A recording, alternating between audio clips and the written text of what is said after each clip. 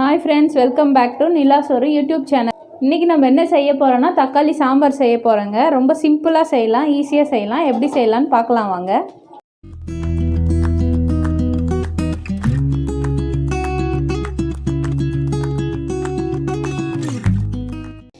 First அடுப்பு பருத்திட்டு கடாய் அடுப்பில் வச்சுக்கோங்க. எண்ணெய் விட்டுக்கோங்க. எண்ணெய் சூடாயிடுச்சுங்க. கடுகு போட்டுக்கலாம். கொஞ்சம் கடலைப்பருப்பும் போட்டுக்கோங்க. கடுகு நல்லா பொரிஞ்சிடுச்சு. இப்போது கருவேப்பிலை போட்டுக்கலாம். இது கூடவே ஒரு 10 சின்ன வெங்காயம் போட்டுக்கோங்க. அப்போ தான் இந்த சாம்பார் நல்லா டேஸ்ட்டாக இருக்கும். அதுவும் நீங்கள் கட் பண்ணாமல் அப்படியே முழுசாக போட்டுக்கோங்க. கொஞ்சம் பெரிய வெங்காயம் ஒரு 2 வெங்காயம் போட்டுக்கோங்க, கரெக்டாக இருக்கும். கூடவே 4 பச்சை மிளகாய். காரம் இருக்கிற மிளகாய் இருந்தால் கம்மியாக போட்டுக்கோங்க. காரம் இல்லாத மிளகாயாக இருந்தால் ஒரு 4 மிளகாய் போட்டுக்கோங்க. பூண்டு தட்டி வச்சுருக்காங்க, ஒரு 10 பல் பூண்டு தோல் எடுக்காமல் தட்டி வச்சுருக்கேன், அதையும் போட்டுக்கலாம். எல்லாத்தையும் நல்லா வணக்கணும். டெய்லியும் நைட்டானால் நம்ம டிஃபனுக்கு என்ன வைக்கலாம், என்ன சாம்பார் செய்யலாங்கிறது தான் லேடிஸ்க்கு பயங்கர டென்ஷனான ஒரு விஷயம். இது செஞ்சு பாருங்கள், உண்மையாலுமே ரொம்பவே டேஸ்ட்டாக இருக்குங்க. 2 தோசை சாப்பிட்ற குழந்தைங்க 4 தோசை கேட்டு வாங்கி சாப்பிடுவாங்க. ரொம்ப ருசியாக இருக்கும். இது நல்லா வணங்கட்டுங்க. ஓகேங்க, இப்போ கொஞ்சம் நம்ம சால்ட்டு போட்டுக்கலாம். வெங்காயம் பாருங்கள் நல்லா வணங்கிட்டுருக்கு. ஒரு சின்ன டீஸ்பூன், 1 டீஸ்பூன் மஞ்சத்தூளுங்க. 1 ஸ்பூன் மிளகாத்தூள் போட்டுக்கோங்க. இந்த டைம்லேயே போட்டுக்கோங்க, ஏன்னா அப்போ தான் நமக்கு அந்த கலர் கிடைக்கும். சாம்பாருடைய கலர் நல்லா கலர்ஃபுல்லாக இருக்கும். எண்ணெயில் மிளகாத்தூள் வணக்கினீங்களா தான் நல்லாயிருக்குங்க. இப்போது தக்காளி, நான் ஒரு 5 தக்காளி அரைச்சி வச்சுருக்கேங்க. நான் கொஞ்சம் சாம்பார் சேர்த்தி செய்கிறேன். ஒரு 6-7 பேர் சாப்பிட்ற அளவு செய்கிறேன். உங்கள் வீட்டில் எவ்வளோ மெம்பர்ஸ் இருக்காங்களோ அதுக்கு தகுந்த மாதிரி நீங்கள் தக்காளி போட்டுக்கோங்க. இந்த தக்காளியோடைய பச்சை வாசம் போகணுங்க, நல்லா வேகட்டும். அதுக்கப்புறம் இன்னும் மசாலாஸ்லாம் ஆட் பண்ணணும், அப்புறம் ஆட் பண்ணிக்கலாம். நல்லா பச்சை வாசம் போகிற அளவு வணக்கி விடுங்க.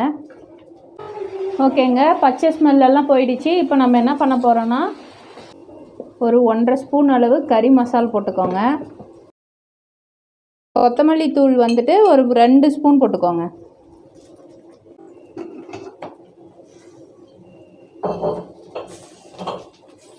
இந்த பச்சை ஸ்மெல் போகட்டுங்க. என்ன பண்ண போகிறோன்னா தண்ணி ஊற்ற போகிறோம்.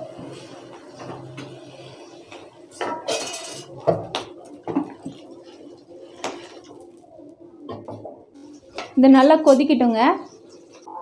ஓகேங்க, இப்போ நல்லா கொதிச்சிடுச்சு. இப்போ என்ன பண்ண போகிறோன்னா ஒரு 1/2 மூடி தேங்காய், ஒரு 1/2 கை அளவு கடலை போட்டிருக்கேங்க, அதாவது பொட்டுக்கடலை போட்டிருக்கேன். இதை 2ஐயும் அரைச்சிட்டு நீங்கள் இதில் ஆட் பண்ணிக்கலாம். இது கூட கொஞ்சம் தண்ணி வேணுன்னா நீங்கள் கலந்துக்கலாம்.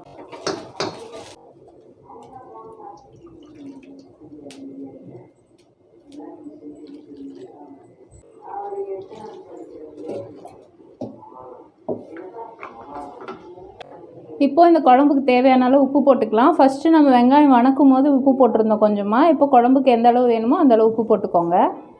இது நல்லா கொதிக்கட்டுங்க, கொஞ்சம் நேரம் மூடி வைங்க.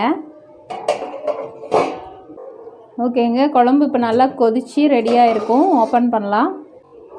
அப்பப்போ ஓப்பன் பண்ணி ஒரு கலரி விடுங்க, இல்லைன்னா அடி பிடிச்சிரும். பாருங்கள், நல்லா ரெடி ஆகிடுச்சு. கலர்ஃபுல்லாக இருக்குது பார்க்கவே. இந்த டைமில் நம்ம கொஞ்சமாக கருவேப்பிலை இலைகள் லாஸ்ட்டாக நீங்கள் தூவுனீங்களா நல்லாயிருக்குங்க. இப்போ நம்ம இதை ஆஃப் பண்ணிடலாம்.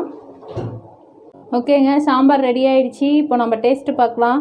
இது பார்த்திங்களா ரொம்பவே சிம்பிளாக செய்யலாங்க. அதிகபட்சம் ஒரு 10 நிமிஷத்தில் இந்த சாம்பார் ரெடி பண்ணிடலாம். ரொம்ப டேஸ்ட்டாக இருக்கும். குழந்தைங்களுக்குலாம் ரொம்ப ரொம்ப பிடிக்கும். நீங்கள் 4 தோசை கேட்டு வாங்கி சாப்பிடுவாங்க. குழந்தைங்க விரும்பி சாப்பிடுவாங்க. பெரியவங்களுக்கும் ரொம்ப பிடிக்குங்க. சூப்பராக இருக்குங்க. இது நம்ம தக்காளி அரைச்சி ஊற்றுனதுனால இது டேஸ்ட்டு சூப்பராக இருக்கும். நீங்களும் ஒன்ஸ் ட்ரை பண்ணிவிட்டு எப்படி இருக்குன்னு மறக்காமல் எனக்கு கமெண்ட்ஸில் சொல்லுங்கள். நம்ம சேனலை சப்ஸ்கிரைப் பண்ணலன்னா கண்டிப்பாக ஒரு சப்ஸ்கிரைப் பண்ணிக்கோங்க. அப்படியே பக்கத்தில் இருக்க பெல் ஐக்கானையும் கிளிக் பண்ணிக்கோங்க. அப்போ தான் நம்ம போடுற பதிவு அடுத்தடுத்து வருங்க. அப்படியே உங்களுக்கு இந்த வீடியோ பிடிச்சிருக்க பட்சத்தில் உங்கள் ஃப்ரெண்ட்ஸ் அண்ட் ரிலேஷனுக்கும் ஷேர் பண்ணுங்கள். மீண்டும் இன்னொரு பதிவில் சந்திக்கலாம். பாய்.